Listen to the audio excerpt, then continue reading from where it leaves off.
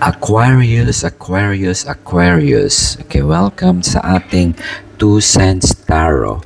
So, ito yung aking bagong segment mga kapatid, fellow OFW. So, yung ating current energy na may impact or nandiyan lang sa paligid but we don't notice it or we just ignore it, yung presence niya. Kumbaga sa alam natin may nandiyan pero hindi natin lang siya, 2 cents lang siya di ba? Hindi natin, gusto natin 10 cents. Ayun na, 2 cents hindi papansinin niya, hindi pupulutin tipo. So, ito yung energy mo, Aquarius.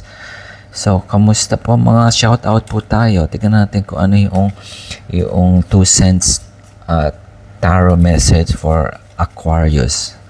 Tingnan natin. Kamusta? Shout out po tayo mga kapatid kung nasaan kayong lugar. Hope everybody is fine and peaceful.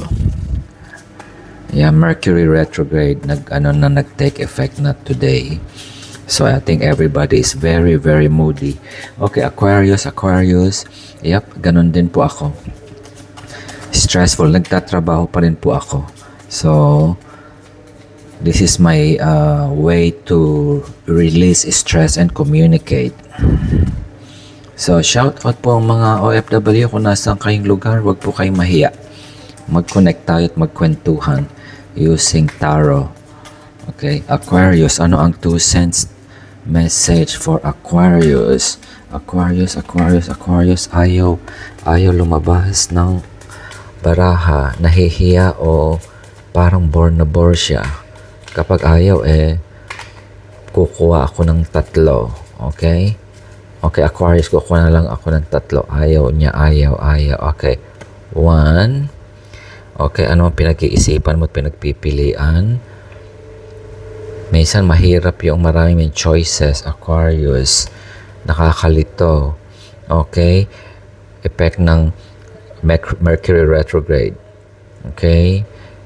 Ano ba yung hindi mo nakikita na gusto mong kontrolin? Aquarius. Okay. Okay, nakita mo na siya. Okay. I think you're going to that direction. Yung pinagpilian mo, okay? You owned it. Okay? Wala kang, I think the personality mo is, hindi sa palaban, kundi,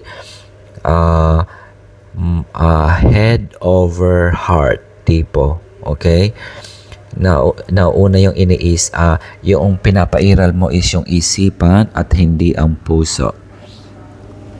I don't think you even make a choice here. You just move on. Okay? I think you did it on a whatever decision is that na ginawa mo, kung meron mang crossroad na kailangan mo pag-decide na hindi mo magtanto-tanto, you just use your head and open your mind. Okay? Kumbaga sana walang emosyon. And that brought you to this kind of practical side. I think it teaches you a lesson this past few days. I think this is yung energy mo is very very grounded. Wala kang Cameron ngayon I think so.